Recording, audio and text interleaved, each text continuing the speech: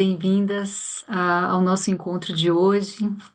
Hoje temos aqui a oportunidade, que é a primeira oportunidade desse ano, de 2026, de estarmos juntos e escolhemos como uma oportunidade para dar uma olhada em algum dos capítulos desse livro que nós publicamos há poucos meses atrás. Eu estou feliz com essa oportunidade de trazer as diferentes pessoas que contribuíram, pessoas do Brasil que contribuíram para esse livro. É uma grande oportunidade. De que se trata o livro, né? Educação para Futuros Sustentáveis, Cidadania Planetária e a Carta da Terra. É um livro em inglês que foi lançado em outubro, passado, pela Emerald Publishing. É um livro que reúne 22 capítulos. São 22 capítulos de pessoas diversas, diferentes partes do mundo, que podemos encontrar aqui nessa obra. E desses 22 capítulos, 5 foram escritos por brasileiros. Estamos aqui muito felizes de reunir os autores que contribuíram para esse livro hoje aqui. O livro, a ideia desse livro, na verdade, surge com uma conversa entre Namrata Sharma, Dorg Born e eu, há uns anos atrás, pensando que 2025 significava os 25 anos do lançamento da Carta da Terra, e que tal a gente trazer diferentes vozes para fazer reflexões relacionadas à Carta da Terra e o contexto de cada um. Então, esse livro apresenta práticas e perspectivas de diferentes regiões do mundo, trazendo diversos olhares sobre como a Carta da Terra pode servir como um instrumento, como um marco orientador na promoção dessa visão de cidadania planetária e educação para o desenvolvimento sustentável. Então, ele foi lançado no ano, justamente, dos 25 anos da Carta da Terra. Aí está me compartilhando. Ótimo. A ideia foi justamente usar os 25 anos da Carta da Terra para podermos celebrar as maneiras criativas onde a Carta da Terra pode ser usada de inspiração.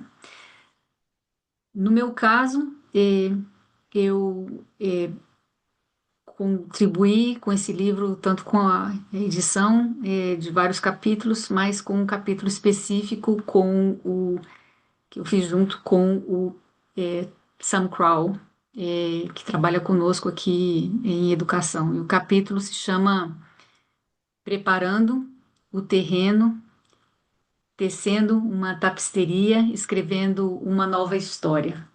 Nós usamos 3 metáforas para descrever o papel essencial da Carta da Terra na educação do século XXI.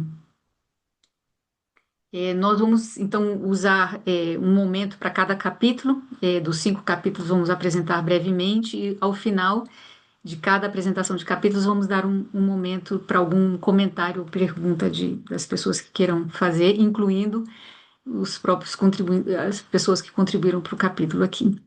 Agora, de que se trata o nosso capítulo, né? O meu capítulo com o Sam Crow, ele explora ou traz aqui os esforços diferentes esforços existentes para orientar a educação de tal forma que a educação sirva como instrumento para abordar os desafios atuais que temos no mundo, né?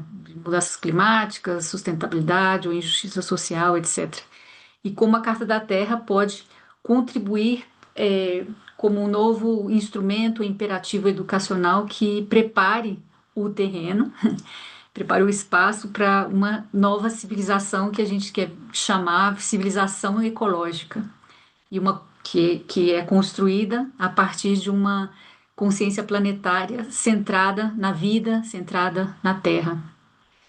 Então, a gente olhou, temos desafios atuais, planetários, locais, e como a Carta da Terra pode servir como um instrumento para abordar esses desafios, começando com um instrumento que estimula essa consciência planetária centrada na vida. E no capítulo apresentamos alguns elementos de uma pedagogia da Carta da Terra. Essas três metáforas que estão no título mesmo do capítulo, que é preparando o terreno, tecendo uma tapeçaria e escrevendo uma nova história, né, uma nova narrativa. Por exemplo, o primeiro ele fala que é uma questão que como que a pedagogia da Carta da Terra ela é holística, ela deve ser holística, ou deveria ser holística, não apenas na integração do conteúdo, mas também nas suas abordagens institucionais. O capítulo também fala que, nesse ponto 3 que é escrevendo uma nova história, né? É uma história que também nos deve lembrar de ação, é uma abordagem que redefine o propósito maior da educação, que, ao nosso ver, é despertar a capacidade humana, uma vez mais, despertar a capacidade humana de cuidar, de estar atento, de como podemos melhor contribuir para o bem-estar da humanidade e do mundo como um todo, né? Do planeta, da comunidade de vida em geral. Então, em algum momento do capítulo, a gente especifica muito uma reflexão sobre qual é o propósito maior, mais importante da educação para os nossos tempos, que é fomentar ou alimentar essa consciência planetária, que nos leva a perceber a nossa conexão, com o todo, com a comunidade de vida, e também perceber a nossa conexão do local com o global.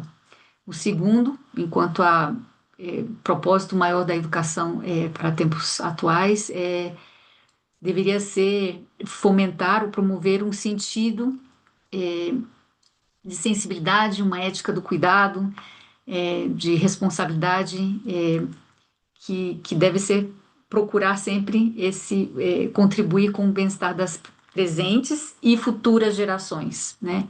Ampliar essa visão. E por último, não tem dois, na verdade, um mais, a alfabetização ecológica, né? Que um dos propósitos é realizar que somos analfabetos ecologicamente e que precisamos que essa ressignificação da educação para tempos atuais deve abordar essa necessidade de, de resolver o problema do analfabetismo ecológico de muitas pessoas que estão formalmente educadas. E isso significa que, através dessa alfabetização ecológica, vamos ter mais pessoas entendendo a nossa interdependência, com a comunidade de vida e com o planeta. E eu acho que eu termino por aqui, enquanto ao o primeiro capítulo, né, que é o capítulo que eu pude contribuir, para assim poder convidar talvez algum comentário. Não sei se alguns ou todos que estão presentes aqui puderam ler ou dar uma olhada para esse capítulo. Abro para perguntas e comentários.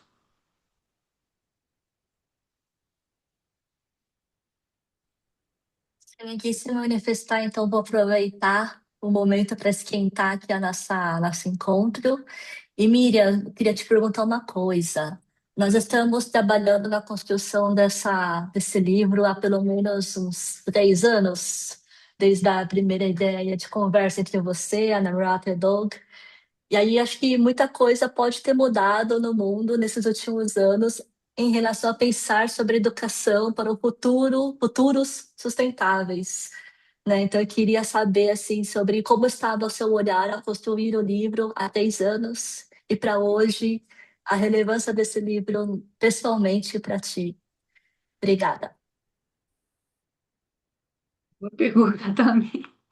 Obrigada. Eu não tinha pensado nisso, mas eu acho que, obviamente, é, a grande questão, acho que especialmente do último ano, né? Estamos em janeiro, fevereiro desse ano, em janeiro, fevereiro do ano passado, houve um reboliço na nossa vida, no mundo, que foi essa conversa ou descoberta sobre inteligência artificial na educação, né? A inteligência artificial já existe. Usamos Waze, usamos Google Maps, está em outros GPS, etc. Mas com o lançamento do ChatGPT e com outros instrumentos, realmente eu acho que nesse último ano a grande mudança aqui foi como dialogar o uso da inteligência artificial nos processos de educação. Que é algo que esse livro, que é uma das mudanças, né? Há 3 anos atrás a gente, pelo menos ao meu ver, não víamos muito. Eu gostaria de só trazer hoje de manhã, eu tive uma conversa com um grupo que está no nosso curso e a pergunta foi o que que vocês acham? Ou seja, tinham 70 pessoas na sala, adultos, todos professores universitários, e eu perguntei o que que vocês acham que influencia mais a sua maneira de pensar atualmente? Para minha grande surpresa, ou não deveria ser surpresa, muitas das respostas foi redes sociais, notícias, ou seja, a pergunta era o que influencia em grande maneira a sua maneira de pensar, né? Então foi redes sociais, notícias, alguns falaram políticas do governo, muitos falaram família e alguns falaram tecnologia e inteligência artificial na resposta, né? Ou seja, que influencia, ou seja, algumas pessoas falam uma das coisas que mais está me influenciando na minha maneira de ver o mundo é tecnologia e inteligência artificial. Então, realmente eu gostaria só de destacar isso, que realmente é uma coisa que nova que emerge, que a gente tem que realmente se preparar muito, mas eu acho que a grande questão aqui é que nessa conversa de hoje de manhã ninguém respondeu a natureza, ou seja, que a natureza influencia a minha forma de ver o mundo. Isso- é, a minha relação com o todo, com a comunidade de vida, ou com o gato, ou com, não sei, com o passarinho. Ninguém respondeu desse ponto de vista e eu acho que foi preocupante, e foi algo que, na verdade, me chamou a atenção.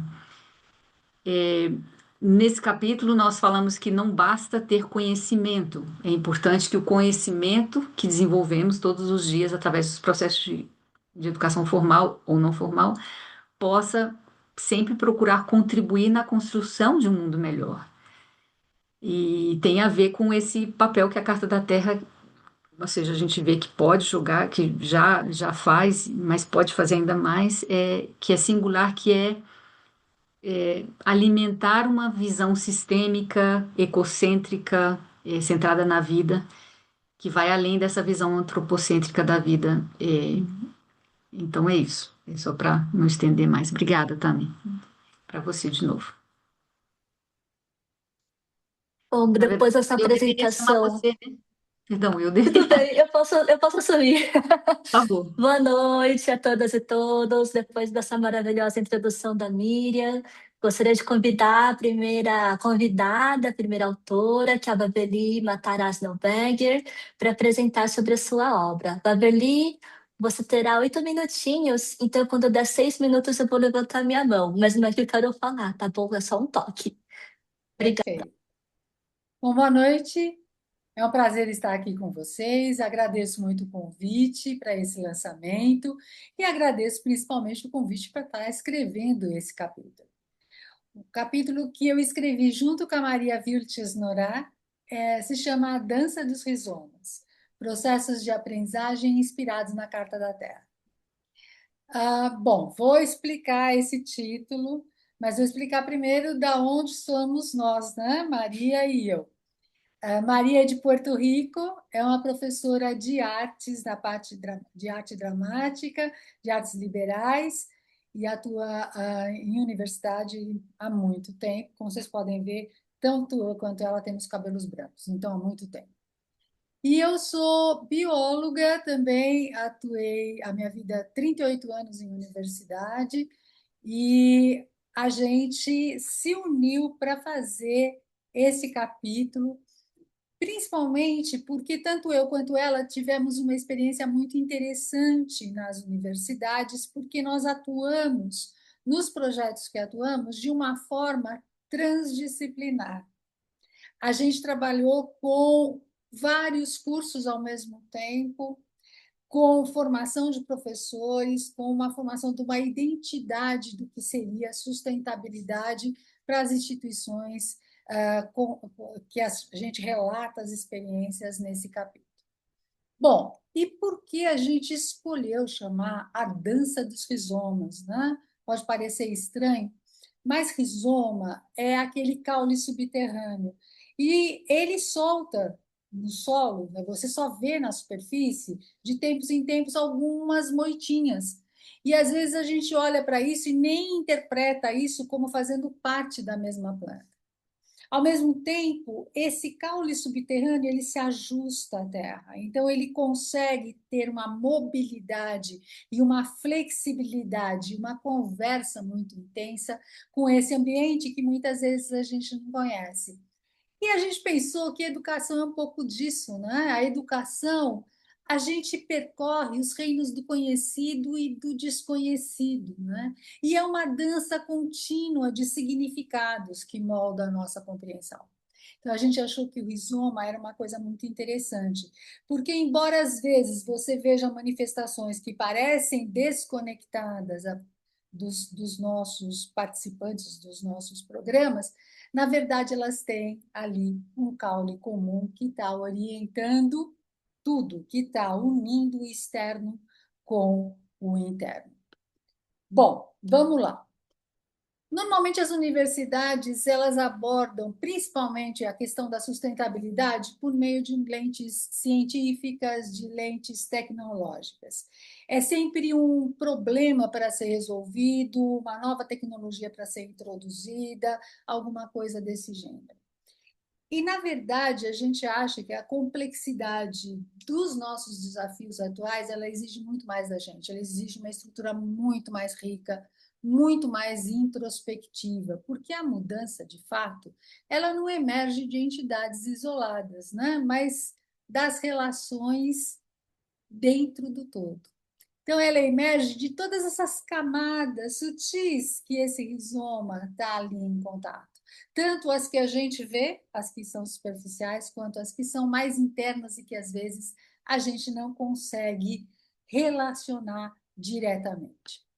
Bom, a gente acha que incentivar uma mudança e uma metamorfose dentro de um sistema, muitas vezes, que muitas vezes consolida verdades e visões de mundo já estabelecidas, é extremamente complexo, principalmente porque a gente recebe alunos numa universidade que já estão com 18, 19, 20 anos, ou seja, que já tem toda uma formação estabelecida e está ali, muitas vezes, com a ideia de que o que ela precisa fazer é aprender um ofício.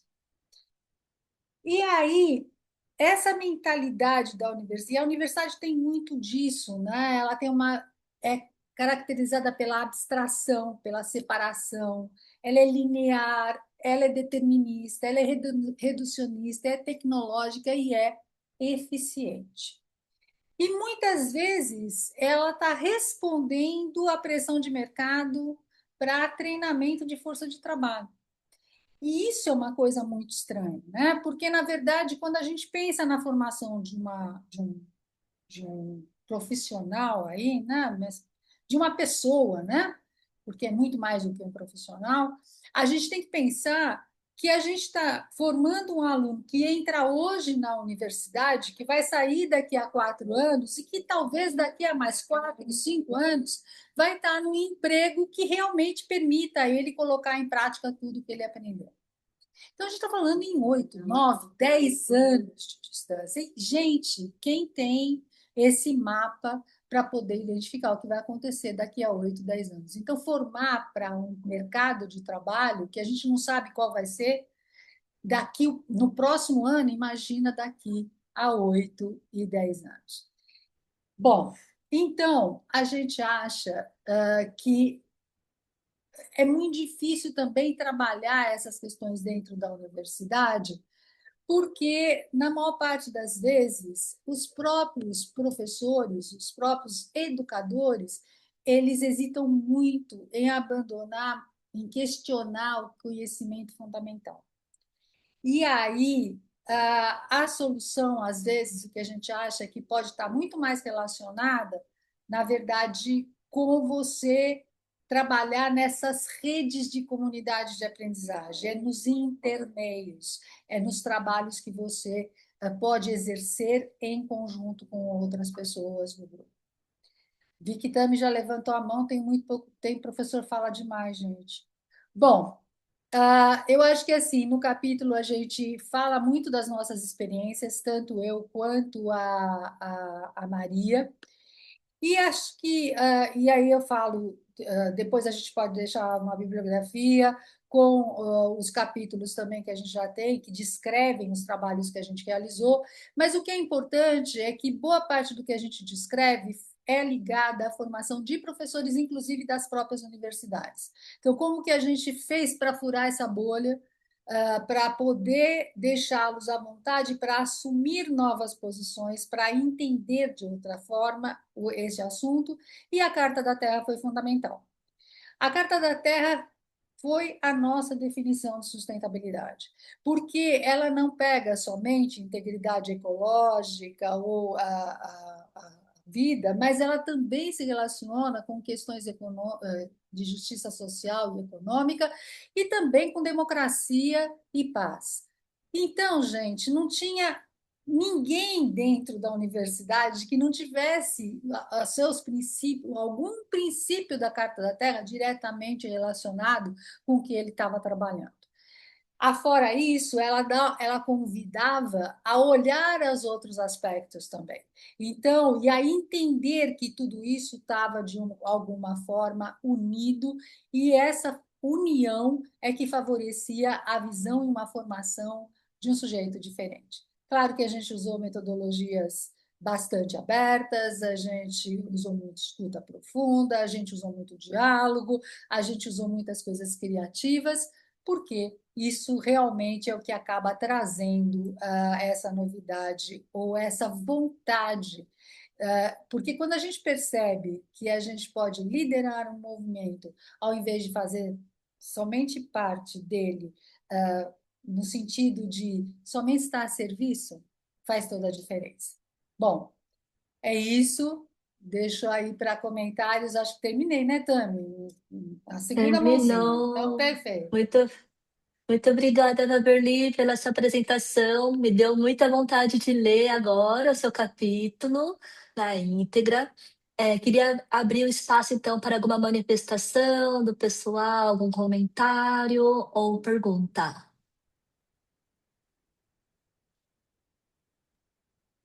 Juca, por favor. Olá a todas e todos. É, ó, Valverli, é isso? Vaverli, Vavi, pronto, fica Vaverli, mais fácil. Vavi. Vavi fica fácil para todo mundo. É, Eu queria, eu queria destacar uma frase sua que me chamou muita atenção e talvez conecte com o que a Miriam trouxe para mim e para aquilo que eu penso. A Carta da Terra não deixa de ser algo extremamente atual. Ao ouvir vocês duas, eu reforço, né, isso em mim. E você falou uma coisa, Vavi, que eu nunca tinha escutado em nenhum outro diálogo, em nenhuma outra conversa, ou até mesmo um olhar, uma definição para a Carta da Terra. E que a Carta da Terra é o meu entendimento, ou nosso entendimento de sustentabilidade, né? Isso me parece óbvio, mas é muito interessante usar Carta da Terra nessa perspectiva, né? Porque a gente tende a buscar, como você falou, sustentabilidade, buscar conceitos dentro, né, de um conhecimento mais tecnicista ou mais científico. E, na verdade, talvez ela nos ajude a dizer o que Ailton Krenak traz, que está nas bases do saber ancestral, está nas bases do saber popular, da sabedoria tradicional e ancestral. Então, muito obrigado por compartilhar esse entendimento e essa maneira de olhar para Carta da Terra. Ela, de fato, é uma bússola orientadora, né? Para fazer todo mundo entender que o caminho e o mapa do caminho é esse, né? E até, obrigada pelo teu comentário, Ju, que é isso mesmo, né? E o próprio, e aí vou pegar uma fala da Miriam emprestada, eu sempre pego falas da Miriam emprestada, que ela fala assim, no Brasil, na tradução para o português ficou Carta da Terra, mas é charter, né? É uma carta náutica, certo? É um roadmap, ou seja, aponta caminhos. E nesse período em que estamos vivendo agora, nada mais necessário do que todos estarmos num caminho comum, ou enxergarmos um caminho comum. E a Carta da Terra, nesse sentido, foi nossa definição e é nossa definição de sustentabilidade. Muito obrigada, Juca, Beverly. Vou continuar aqui, então, com a nossa programação. Agora eu peço licença para eu compartilhar um pouquinho também sobre o capítulo que eu escrevi. E, em seguida, eu vou convidar outros panelistas. E aí, depois, sim, que eu vou abrir o espaço para perguntas, ok? Então, primeiramente, né, quero agradecer a oportunidade, o espaço de compartilhar um pouco sobre o livro e o meu capítulo. O nome do capítulo, o título, é As Contribuições do Instituto Soca Amazônia para a Carta da Terra na Amazônia Brasileira. Então, nesse capítulo, eu apresento. Deixa eu pôr o time. Nesse capítulo, eu apresento o Instituto Soca Amazônia, que ele é um instituto responsável pela gestão de uma RPPN, que é uma reserva particular do patrimônio natural, Doutor Dessa Cuiqueda, né? Essa RPPN, ela se localiza na Amazônia, na cidade de Manaus, e tem como missão contribuir para a integridade do meio ambiente a partir da perspectiva de criação de valor. Inspirado pelo seu fundador, que é um educador japonês chamado Daisaku Ikeda, o Instituto Soka, então, tem há mais de 30 anos tomado ações com base no respeito à dignidade da vida. E o Instituto também é afiliado à Carta da Terra Internacional. Então, nesse capítulo, eu começo explicando um pouco sobre o contexto das ONGs aqui no Brasil. As ONGs, elas são importantes socialmente, mas também economicamente e democraticamente. Então, as organizações da sociedade civil, elas ajudam a implementar políticas públicas, monitorar a ação do Estado, mobilizar voluntários e, principalmente, trazer para o debate vozes que muitas vezes são inviabilizadas, são invisíveis, como as comunidades tradicionais e populações marginalizadas. No entanto, atuar como uma ONG na Amazônia é realmente um espaço muito complexo. A Amazônia é uma região que reúne uma enorme biodiversidade, né? Todos aqui conhecem a Amazônia, né? É uma grande diversidade cultural, étnica e também um local de muitos conflitos de interesse. Então, além disso,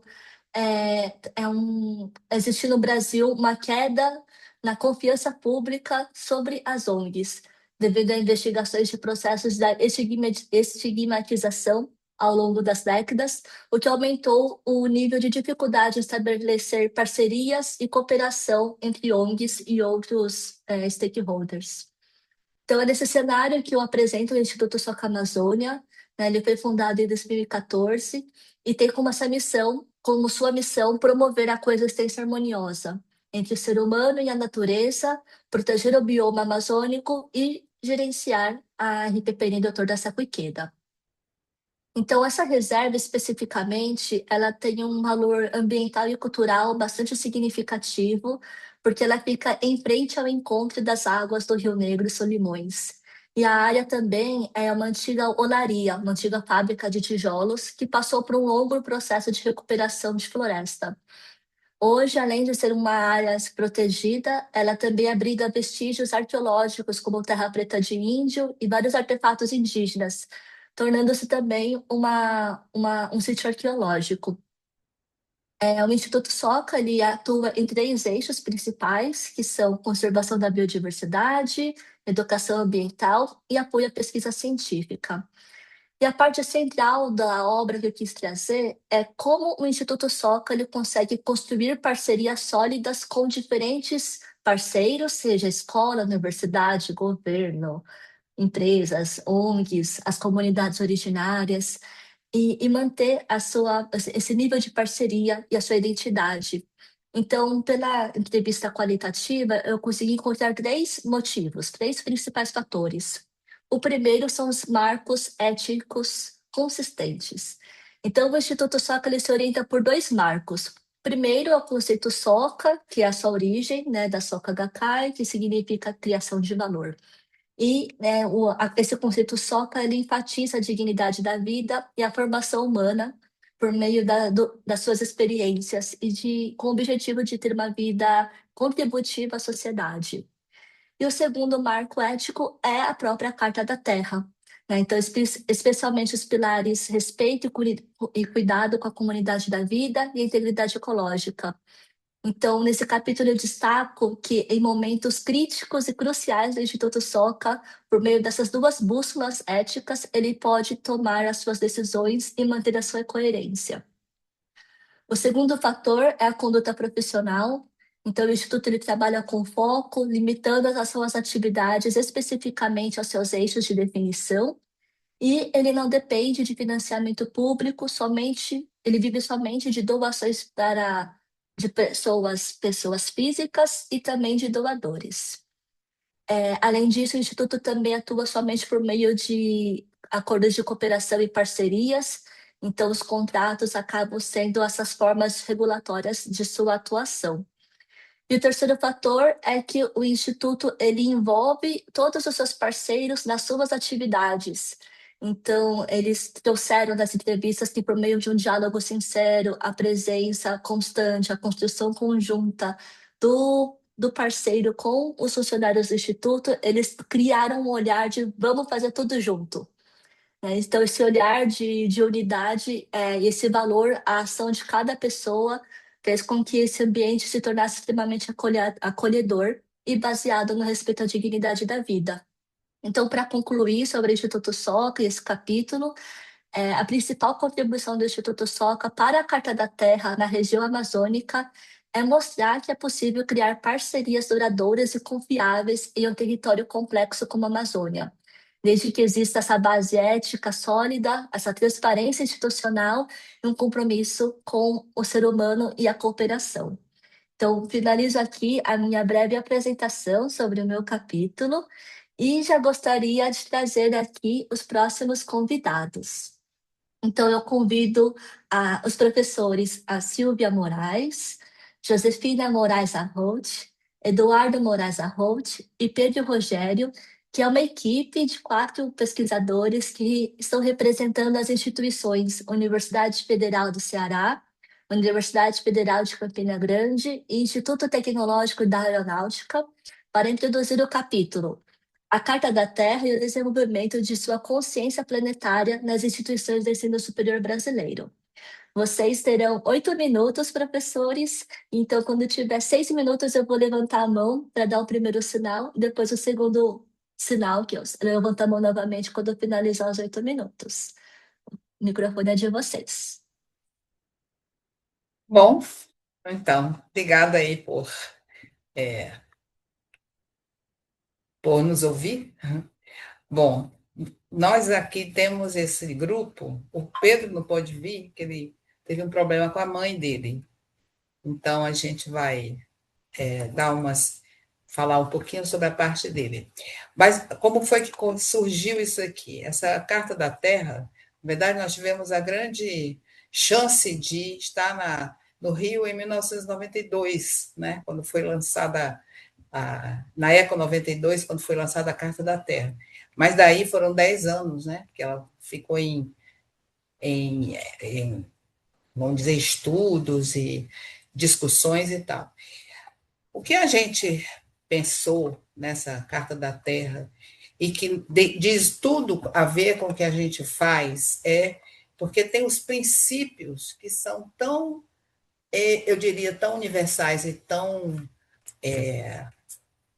fortes para quem ensina, para quem dá aula, né? para quem já é educador. Então, nós fizemos uma espécie de uma revisão assim entre nós, para ver quais eram as atividades que nós fazíamos nas nossas instituições de ensino. E vimos que tinha muito a ver com a Carta da Terra. Também já estava se fazendo, há algum tempo a gente estava discutindo o que significaria uma cidadania planetária. Por quê? Porque desde a 92 que a presença do planeta, não é, se instalou nas nossas, vamos dizer, nas nossas mentes e tal, na nossa prática pedagógica. Então, Josi é da meteorologia, Eduardo sendo da ecologia e biólogo, e o Pedro da música, não é? Eu sempre trabalhei com a educação na universidade, também na escola, e então havia assim uma série de itens na Carta da Terra que nos diziam, tinham muito a ver conosco. Então, por exemplo, essa definição de consciência planetária, não é?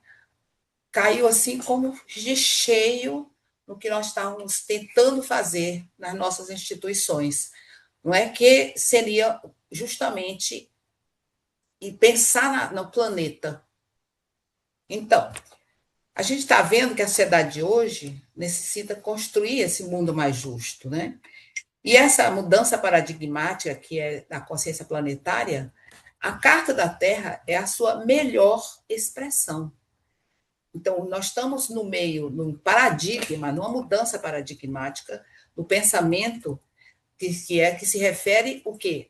A sustentabilidade, a vida no planeta, a convivência entre os povos, a como que a gente pode manter um equilíbrio não só entre o que se produz e o que a natureza não faz tanto mal à natureza. Então, é uma série de questões que nós vimos que tem tudo a ver com o que se tem que ensinar. E se não está ensinando, tem que começar a ensinar isso. Quer dizer, tem que começar a discutir com os alunos isso. Então, essa supremacia desse paradigma cartesiano, não é, que junta com o progresso tecnológico e consumo excessivo de recursos naturais, provou que é uma ameaça ao equilíbrio do planeta, né? E essa consciência é que esse perigo de destruição é que causou o surgimento, a nosso ver, da consciência planetária. Essa consciência planetária, ela tem afetado, ela surgiu e afeta a ciência, as relações entre seres humanos, entre os seres humanos e o meio ambiente. E no caso brasileiro, tem tudo a ver em superar os efeitos do colonialismo, que o colonialismo, na nossa cultura, vamos dizer que é causa de muitos dos problemas sociais que nós temos. Não é, por exemplo, racismo, coisas de discriminação de mulheres, de indígenas, de negros, os povos africanos que são da nossa origem. A gente se fez com que essa Carta da Terra e esse estudo dessa consciência planetária nos fizesse olharmos para nós mesmos, sabe? E ver quem somos nós brasileiros, não é? Como é que pode ainda alguém pensar em discriminação racial dentro do Brasil? Então, essa parte aí é que são as questões que a gente desenvolve com os nossos alunos. Quando o professor Dag e a Miriam nos convidaram, eu achei assim tão relevante, não é? Entrar nessa discussão. Inclusive, os nossos alunos estão participando ativamente das discussões da Carta da Terra na universidade. São alunos de pós-graduação da área de educação. No caso, depois a Josi fala da meteorologia, dos alunos dela, o Eduardo das dele, né? E a gente tem o nosso locus de ação justamente a universidade. É como se fosse o terreno mais fértil possível para se discutir esses temas, né? Agora, o que a gente viu? Por exemplo, quais são as coisas mais assim determinantes e mais específicas desse nosso estudo?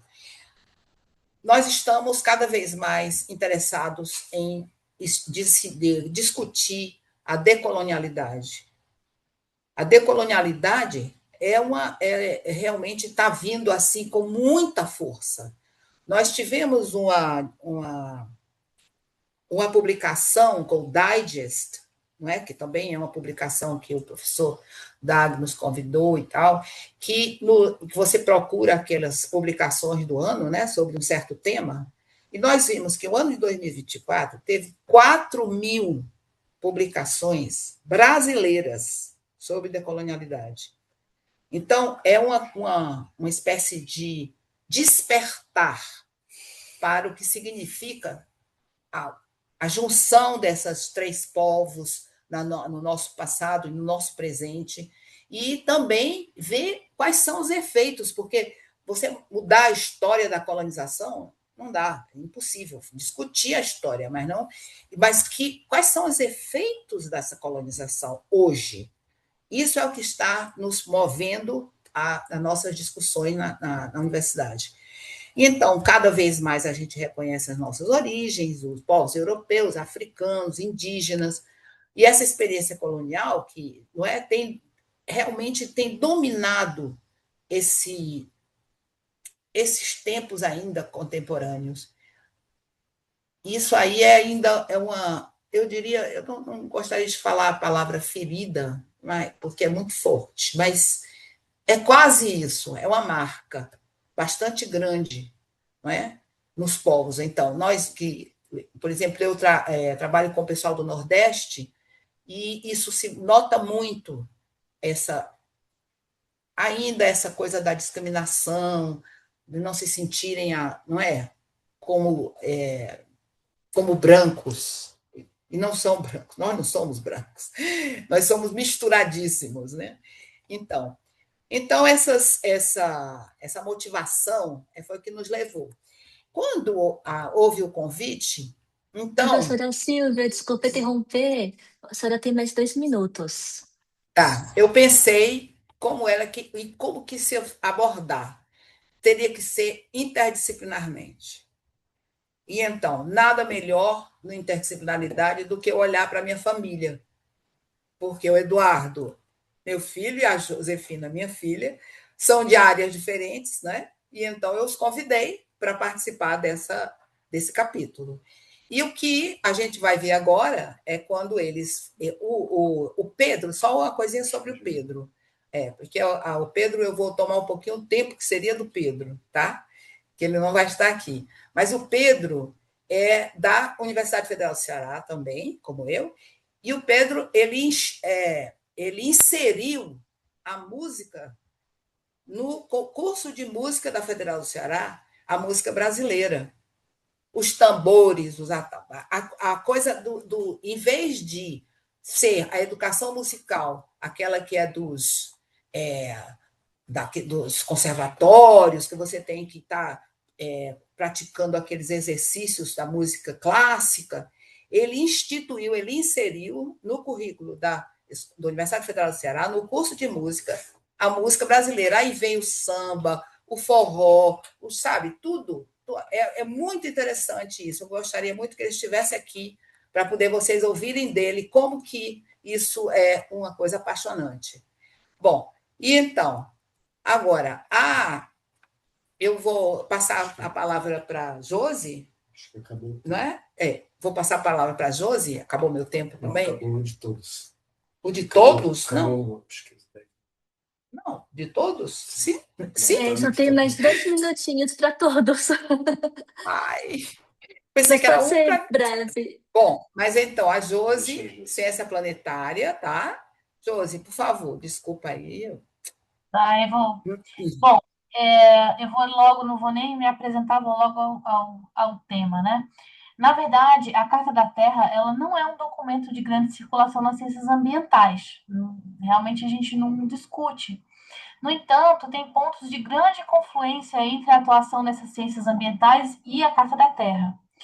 Então, isso nos levou a perceber que a Carta da Terra é uma excelente síntese de pensamentos e sentimentos de uma era, né? Depois que eu tomei contato com a Carta da Terra, eu percebi o quanto ali tinha conseguido ser sintético e transmitir o que a gente tem sonhado e desejado, né? Então, eu vou destacar aqui 4 aspectos da carreira na meteorologia que nos aproximam da Carta da Terra.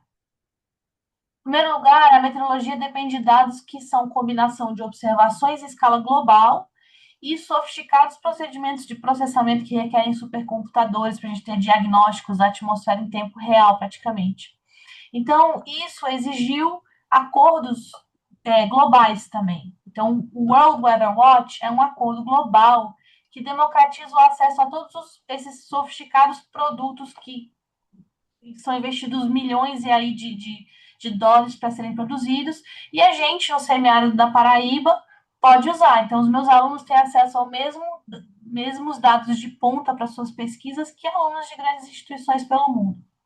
Outro aspecto que nos aproxima da Carta da Terra é nós termos educadores. Então, as universidades federais brasileiras, elas se propõem a fornecer acesso igualitário à educação em todas as unidades da federação.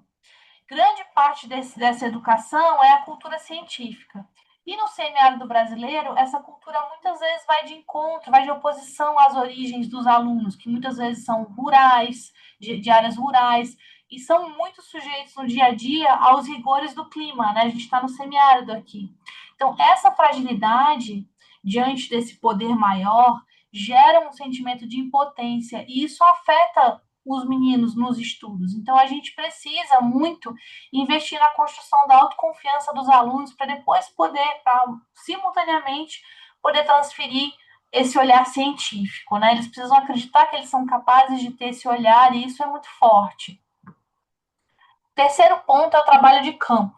O trabalho de campo, ele nos leva a conviver diretamente com realidades que seriam remotas de outra forma, né? Que a gente conheceria apenas pelos livros, pela televisão, pelas redes sociais. No meu caso, o trabalho de campo me levou algumas vezes a diferentes partes da Amazônia. E o que me marcou particularmente foi ter contato direto com indígenas e perceber o quanto eles ainda são dispostos a dialogar, mesmo com a sociedade que os dizimou e que ainda os dizima.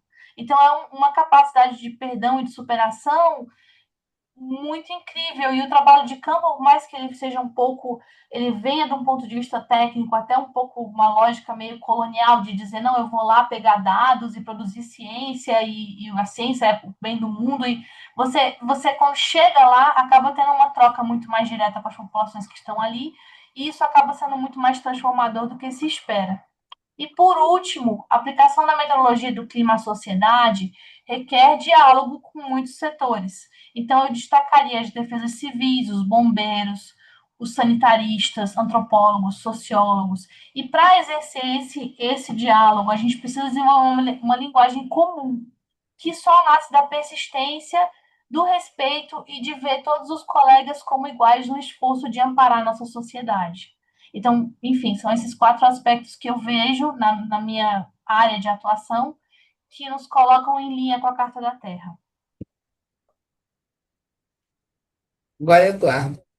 Aí, Acho que já acabamos o tempo. Não sei Se se... já. puder ser bem breve, Eduardo, tudo bem. Em 2 minutinhos, pode ser, por favor? Será um Tá prazer bom, eu ouvi-lo. vou tentar. Obrigada. Vou direto a um breve contexto e ponto principal. Então, Só um eu ponto, vim Eduardo. Você está da... falando o áudio está vindo pela Silvia, é isso mesmo? É isso, para não Ah, então tá bom. duplicar. Ok, obrigada. Eu vim da biologia, né, da ecologia, e na trajetória, acho que, digamos que desde muito jovem na ciência, mesmo não eu tendo participado, passando slides, né, com 92, né, eu ajudando lá a organizar, eu não tinha percepção do que era a Carta da Terra como um todo, mas a motivação socioambiental, a conhecer culturas, conhecer a natureza, foi o que me levou a ir a campo em vários lugares do Brasil e do mundo, né? Trabalhei com o canto das baleias no Brasil, peixe-boi na Amazônia durante 9 anos, gavião na Inglaterra, leões no Zimbábue, e rodando sempre como um conservacionista. Mas desde 2018, eu ingressei no ITA, dentro da engenharia civil por conta da minha formação em sensoriamento remoto e geoprocessamento. E aí talvez pode-se imaginar que eu virei como um infiltrado de um ecólogo conservacionista dentro do mundo da engenharia. Mas, para minha surpresa, eu descobri várias coisas interessantes relativas, por exemplo, a que o mundo da engenharia era muito maior do que o mundo que eu conhecia da ecologia. Há muito mais pessoas interessadas em infraestrutura, desenvolvimento, salário melhor, inúmeras coisas que a gente considera desse mundo normal, digamos, mas que na falta delas deixa as pessoas desesperadas. Então a engenharia tem um apelo gigantesco para a sociedade. E aí percebi também que eles têm uma receptividade muito maior pela população em muitos dos lugares que eu tinha ido antes como ecólogo. Então, o único relato que eu vou dar eu venho participando desde 5 anos de um projeto que a gente vem modernizando o processo de seleção de sítios aeroportuários regionais no Brasil. A gente já rodou 7 lugares do Brasil, bolamos um método de fazer isso. Antes era sobrevoo e olhando e escolhendo lugares, agora a gente está usando toda a tecnologia de sensoriamento remoto, geotecnologias, para criar mapas que representam bem a paisagem, escolher esses sítios antes de ir a campo. E isso tem gerado um benefício que enquanto antes grande parte dos processos de seleção de sítio aeroportuário levavam a processos judiciais, processos com o IBAMA, com a CETESB e etc., porque não havia uma compreensão da parte da engenharia sobre a conservação, e acho que um pouco vice-versa. Ao trazer todas essas tecnologias, a gente conseguiu levar em conta, desde a fase de planejamento, por exemplo, as terras indígenas, unidades de conservação, APPs, reservas legais e as inúmeras questões ambientais trazidas oficialmente para dentro da engenharia, selecionando sítios que não entram em conflito com essas questões socioambientais, ou entram em conflito muito menos do que antigamente. Mas, em paralelo, a gente conseguiu também reduzir, por conta de uns cálculos geométricos, o volume de terraplenagem, que, para minha surpresa, foi talvez um dos maiores impactos para o mundo dos engenheiros, que não tinha tanto a visão de conservação. Enquanto, por exemplo, se gastava 150 milhões de reais para construir Eduardo, se um puder aeroporto, encerrar daqui a pouco, por favor. foi encerrar já 60 milhões para terraplenagem, agora o custo é de 5 milhões. Então, engenheiros adoraram, ambientalistas adoraram. E pela primeira vez na minha vida, indo a campo na Amazônia, em vários lugares, em vez de eu ser recebido como o IBAMA que ia multar, eu era recebido como um cafezinho, porque eu estaria trazendo algo que era para evacuação de saúde, para questões que para eles eram muito importantes. Então eu percebi que essa situação de ganha-ganha, de você trazer conservação, mas ao mesmo tempo entendendo que muita gente tem demandas imediatas que precisam ser sanadas e que elas não estão necessariamente conversando muito com a conservação, mas quando a gente consegue entrar nesse meio campo e dar benefícios para os dois lados, você consegue a conservação com o respeito das pessoas sem embate. Então, eu acho que o sucesso desse projeto foi tanto que a Secretaria de Aviação Civil do Brasil encomendou um manual para a gente e passou uma portaria que, para você construir um aeroporto regional do Brasil com Fundo Nacional de Aviação Civil, com verba deles, você tem que seguir o nosso manual. Então, talvez dentro da engenharia foi o trabalho de maior impacto que eu fiz em ecologia, porque agradou aos dois lados e a coisa fluiu muito melhor. E essa foi, acho que, a principal lição que eu tive desse período no ITA desde então. Bom, fico por aqui. Obrigado. Muito obrigada, Silvio, Eduardo e Josefina. A gente tem um tempinho aqui para uma pergunta ou comentário da audiência. Alguém gostaria de se manifestar?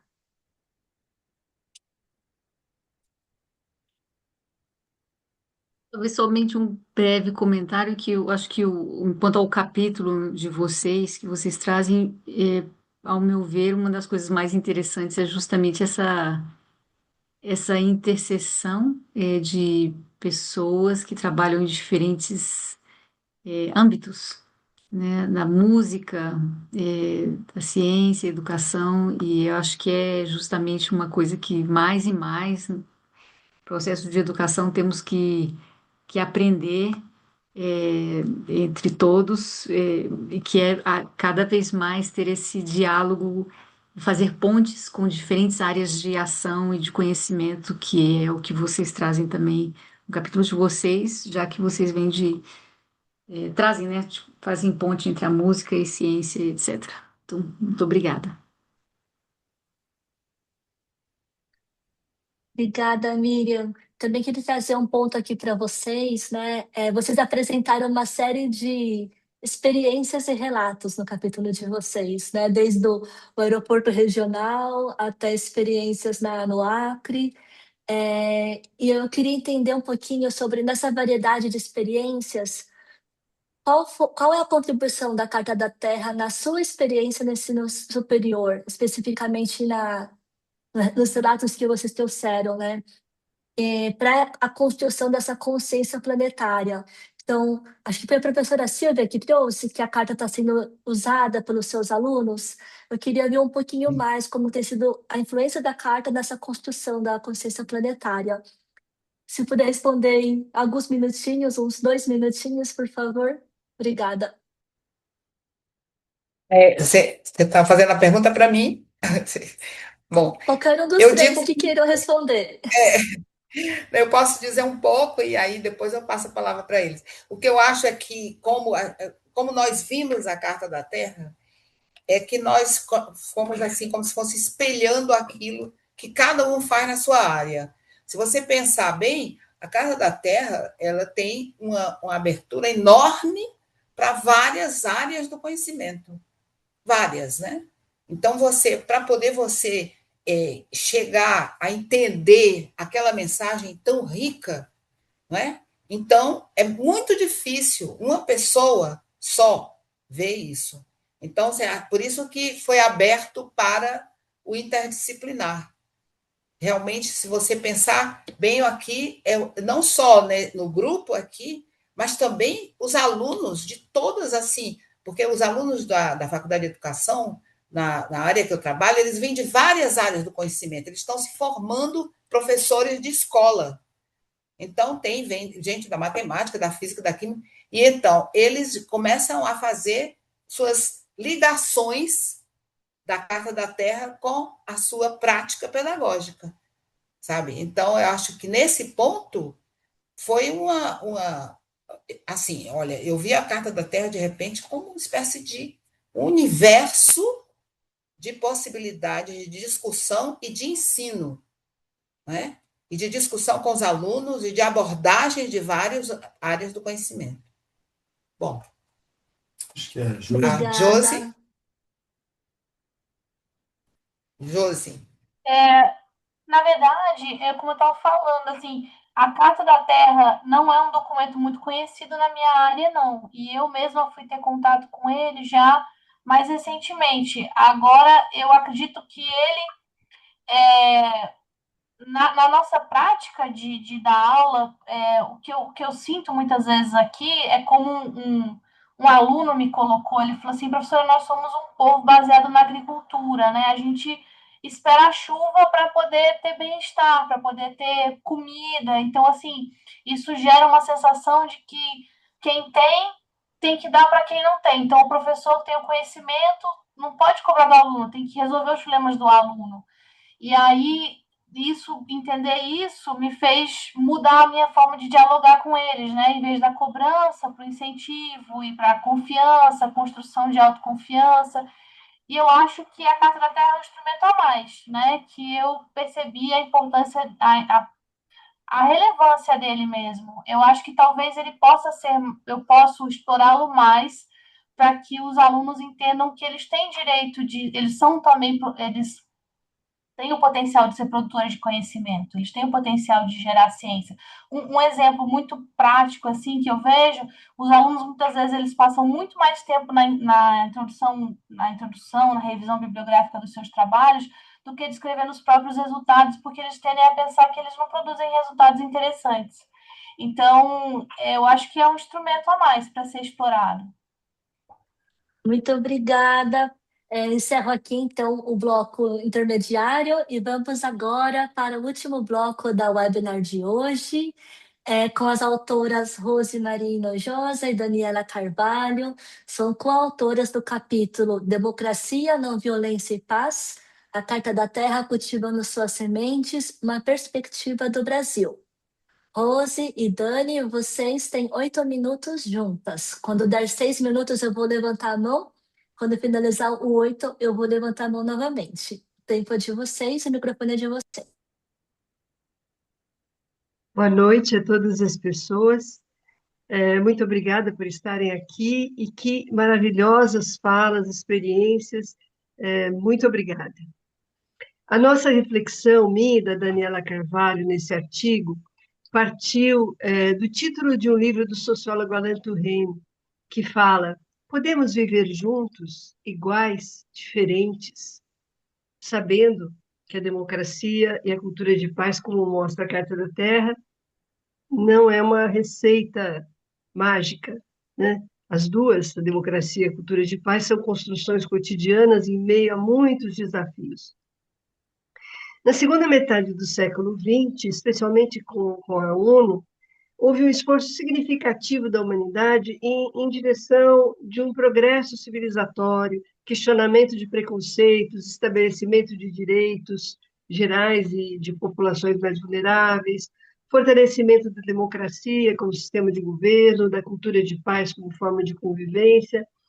No entanto, ao lado disso, o capitalismo globalizado e amparado no consumo, assentado no consumo, ele se fortaleceu demais, né? Ele impulsionou e tem impulsionado muito a mudança climática, a desigualdade social, que é crescente, né, no mundo inteiro, no nosso país também. E a gente está vivendo, então, hoje num mundo onde 1% dos humanos, 1%, detém mais de 50% de toda a riqueza distribuída para os mais pobres, né? E eles os mais pobres, que sofrem os efeitos mais drásticos das mudanças climáticas.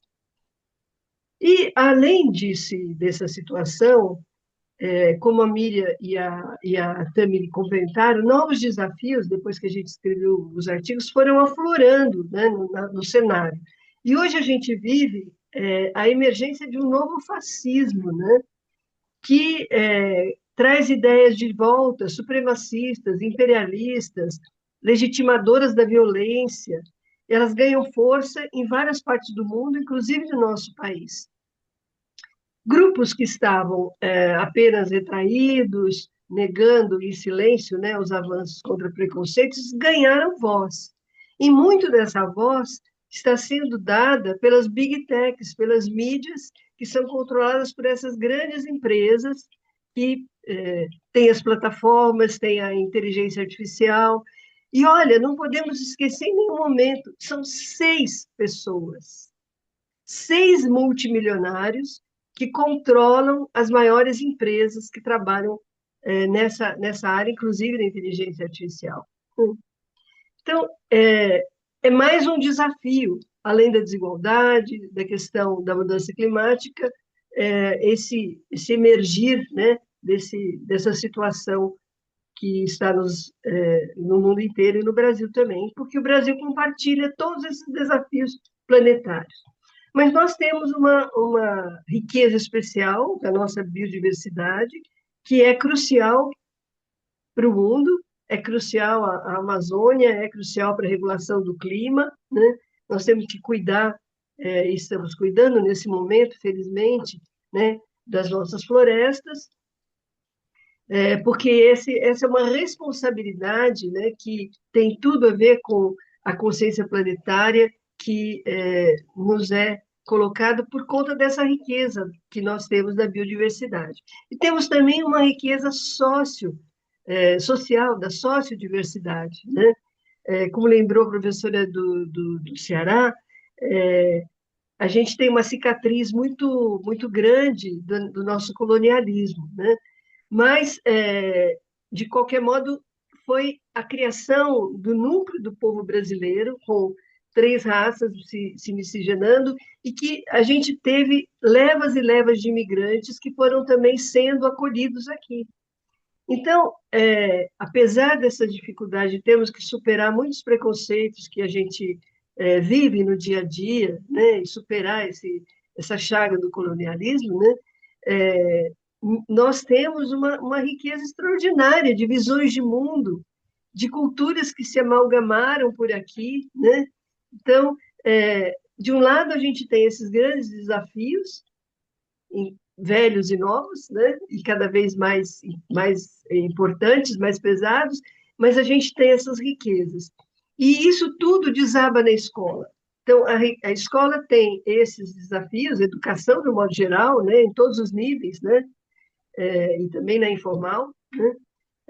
Tem os desafios, mas também tem na sua comunidade, na comunidade onde ela opera, tem essas riquezas da nossa biodiversidade, da nossa sociobiodiversidade. E a Daniela vai falar um pouquinho de como é que a gente viu isso em algumas escolas. Dani.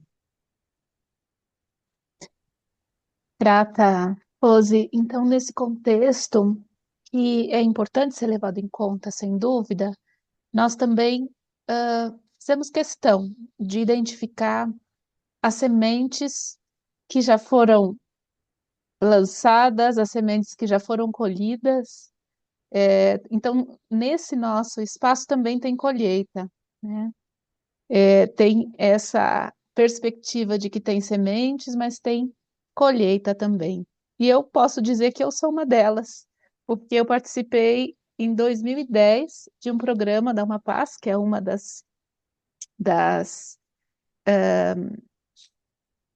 instituições que eu vou falar agora, e aí eu estava lá, e agora eu estou aqui na Costa Rica também fazendo, e estando próxima cada vez mais da Carta da Terra e contribuindo, né? Então, assim, eu preferi trazer para vocês esse mapa também, com várias das experiências que nós colocamos aí, para vocês perceberem que, claro, é um extrato, mas também tem anos de práticas e semeadura a partir da Escola Vila, na educação infantil e fundamental, do Colégio Nacional, com ensino fundamental e médio, há uma paz, que aqui aparece duas vezes, porque tem também um programa de contraturno escolar para crianças, mas também tem esse programa de formação de agente socioambiental urbano, que começou já há muitos anos, que eu participei da terceira turma em 2010, e inclusive a Celia, uma delas que está aqui também nesse grupo, estava nesse mesmo círculo, e aí nós estamos continuando essa semeadura de outras maneiras, né? Aqui também é o próprio Lixo Zero na educação infantil, que é capitaneado aí também pela CELI. No ensino superior tem o exemplo da Universidade Metodista, a partir da professora Waverly, que também já escutamos aqui, e a professora Elizabeth Campos. E na educação não formal ou aprendizagem ao longo da vida, então tem a Uma Paz que eu trouxe, e também tem a Alternativa Terra Azul, que ela faz tem anos de caminhada, realmente levando os valores e princípios da Carta da Terra a partir das suas práticas, né, na educação de adultos e na formação e articulação das pessoas. Então, com esse olhar, nós vamos e nos dedicamos a realmente trazer para a nossa consciência de que sim, nós estamos num contexto muito desafiador, mas também nós vamos escolhendo o nosso presente e futuro, porque essa coexistência que nós falamos e outros companheiros falaram tão bem aqui, é a nossa maneira de caminhar, é uma escolha. É uma escolha que nós vamos fazer a cada dia. E o que mais? Claro que aqui, né, tem alguns exemplos, mas nós sabemos que tem muito mais coisas acontecendo. Então, cada vez mais nós queremos nos dedicar a ter essas histórias, essas práticas, essas boas práticas também no nosso dia a dia. Para construir esse futuro, porque na verdade o futuro é presente, né? É o que nós fazemos hoje, que vai ser o que nós vamos ter depois. Obrigada, Tam. Obrigada, Dani. Obrigada, Rose. Eu deixo aqui o espaço para manifestação de alguém, caso queira fazer uma pergunta ou um comentário.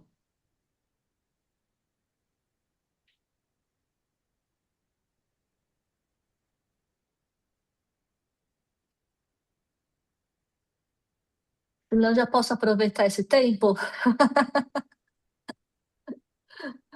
Não, vamos insistir.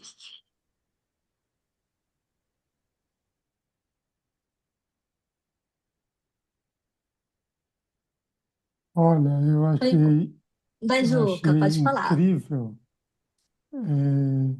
o esforço de aproximar a lente para as experiências que vocês aqui citaram, da Uma Paz, das escolas não formal. Essa perspectiva da gente lançar a luz para as boas práticas. Além de mapa do caminho, a gente precisa lançar cada vez mais luz e aproximar cada vez mais a lente para as boas práticas. E a gente só vai fazer isso mapeando elas, levantando elas, criando conexões. E parece que a inteligência artificial, nesse sentido, até nos ajuda a fazer algum mapeamento. Não nos ajuda a ler, né?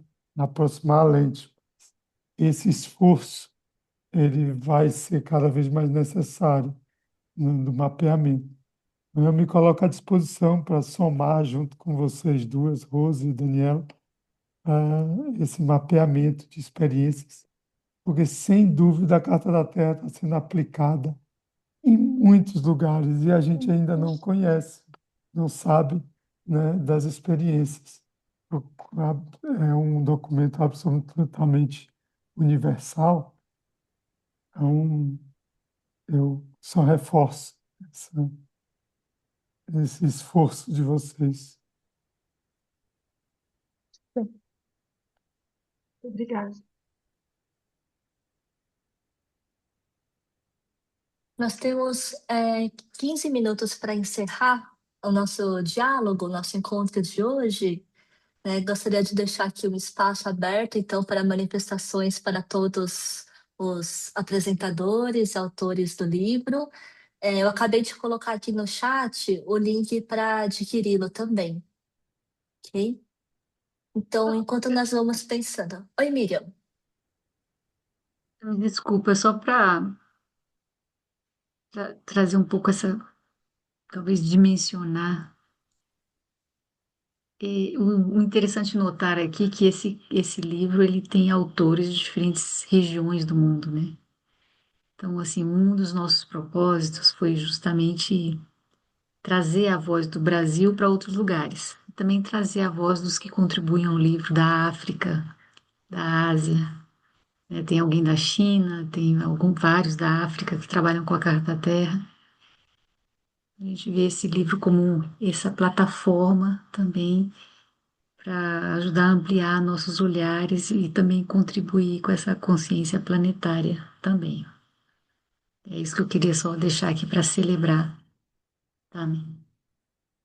Obrigada, Miriam. Vou seguir aqui e passar a palavra para o Marcos, que levantou a mão. Marcos, fique à vontade.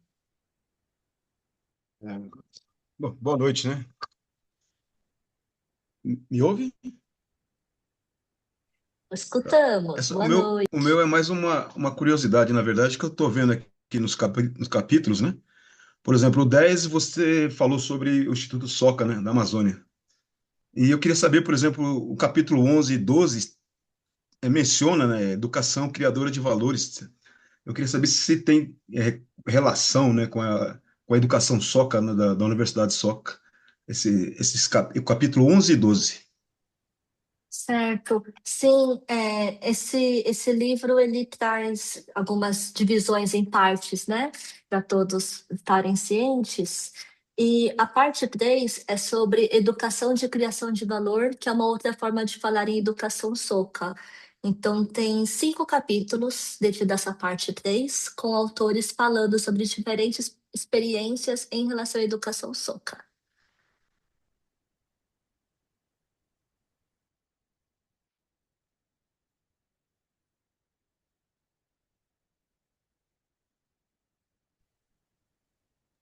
Acho que a mão da Rose baixou, mas estava Ah, levantada. obrigada. Rose, por favor.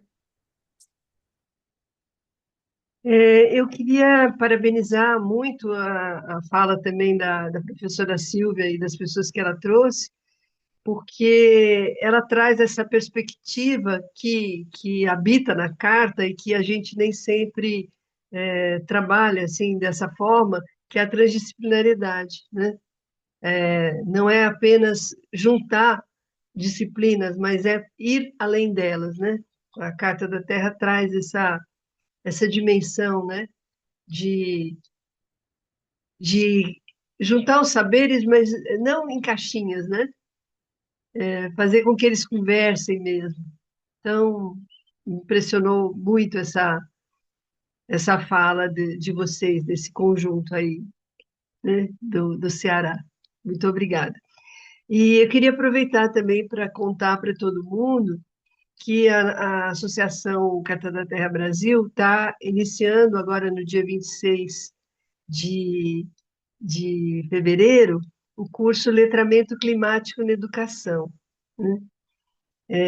A gente tem conversado, então, como vocês estão vendo, com muitas escolas e há um grupo de escolas que, é claro, está já trabalhando com a carta, mas elas são ainda poucas, né? No universo que a gente conhece, né? Então, acho que esse curso pode ter alguma utilidade e a gente pensa que ele pode ser muito importante para a formação de professores, né?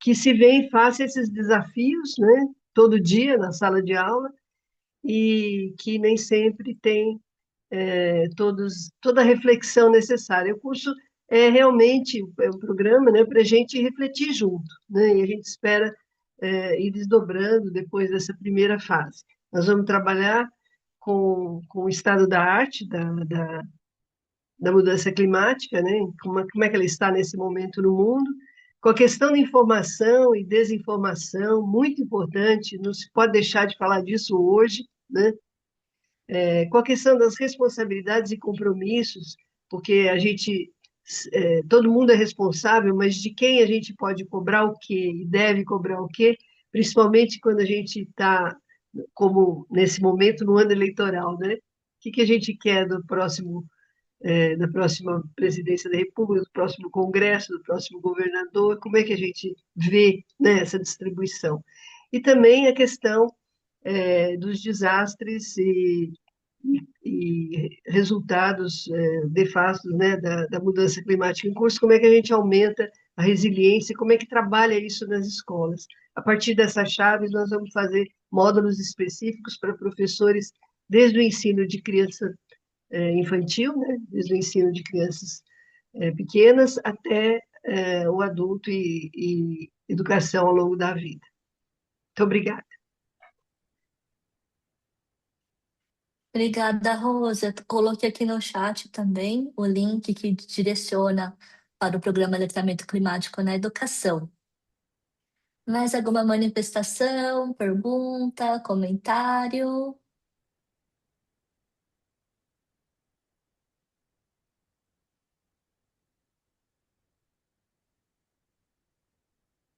Eu só queria dizer que eu gostaria de saber mais. Eu depois vou entrar em contato pessoalmente com a professora Rosemarie para entender melhor, porque me interessa muito esse letramento climático.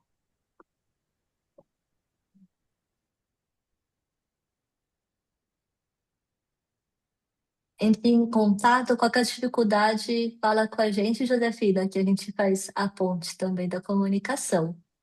Tá certo, obrigada. Imagina, mais algum ponto? Oi, boa noite. Boa noite. Oi, Tudo Karina, bem? boa noite, Olá, tudo boa bom? noite, tudo bem? Bem-vinda. Obrigada, adorei a exposição, né? Estou aqui também de aprendiz, estou em Itacaré, meu nome é Karina. E a minha pergunta é, o livro eu vou comprar aqui, quero muito aprender, né? E se vocês vão fazer algum curso específico, eu não fiz nada nessa área, eu já li a Carta da Terra, a gente trabalha, né? Mas um curso, assim, eu acho que para aprender com vocês ou algo que escrever vai ser, assim, fundamental. Se pudesse, né, pensar nesse sentido aí, eu já seria a primeira aluna aqui, viu? Obrigada, viu? Parabéns a todos aí.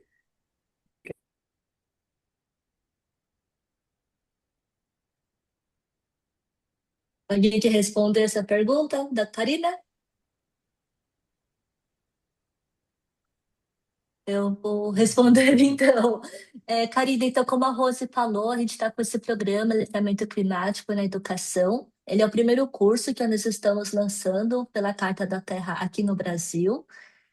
O link está aqui no chat com mais informações sobre o programa.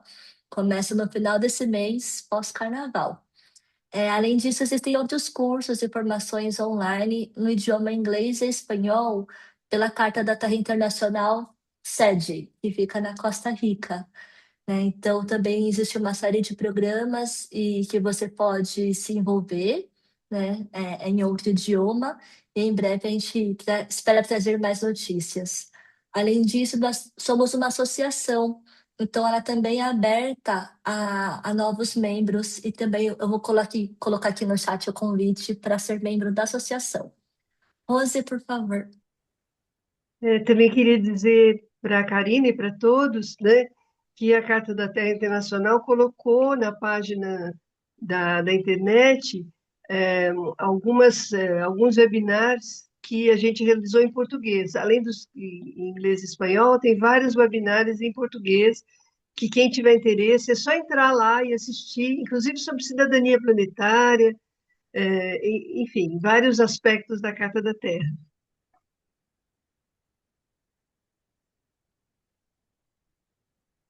E se eu puder Obrigada, contribuir Rose. também, só como associação, né, nós temos isso como programa já lançado, mas nós estamos continuamente recebendo demandas, né, e sugestões de associados ou pessoas que estão interessadas em ter a Carta da Terra junto nos seus programas.